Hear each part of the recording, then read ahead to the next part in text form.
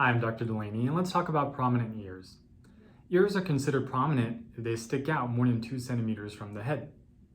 Now, this is a lot more common than we actually realize. In fact, a study showed that about 6% of the population has some type of ear prominence. Protruding ears can make some feel very self-conscious about their appearance. A lot of times people will choose to grow their hair out to cover up their ears, or they may avoid wearing their hair up altogether so their ears won't be seen.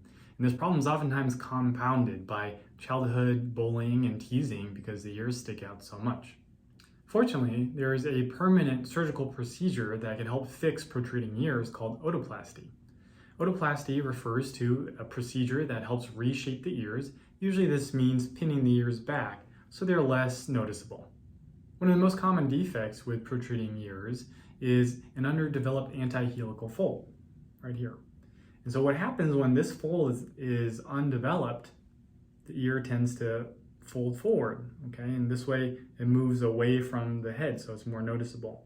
So in addressing this issue, we usually would use permanent sutures to help pull the cartilage back by putting special stitches in the cartilage itself.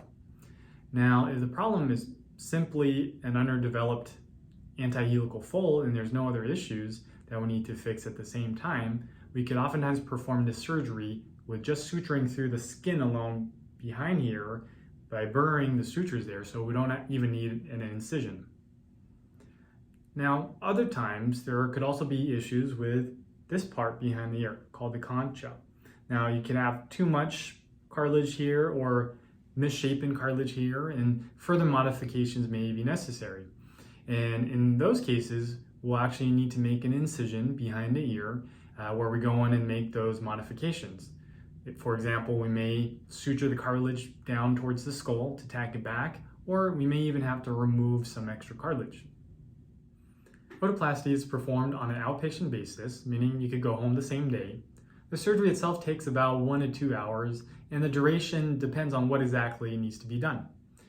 You can expect to have a head wrap the first day of surgery for the first night, and then we'll see you the very next day to remove that dressing, and we switch you over to a headband. Now this headband will have you wear daily for a full week, and then at nighttime only for another week.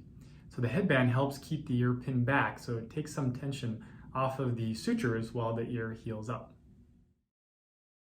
Otoplasty is a great surgery, and it's one of my favorite surgeries because it could permanently and drastically change the appearance of people's ears.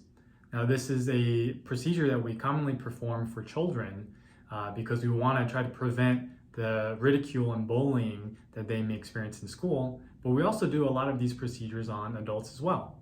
So there's no right or wrong time for the procedure. It really comes down to when is a good time for you for the surgery and the recovery. Now, like with any surgery on your face, it's always important to find a board-certified facial plastic surgeon who has experience in this type of surgeries.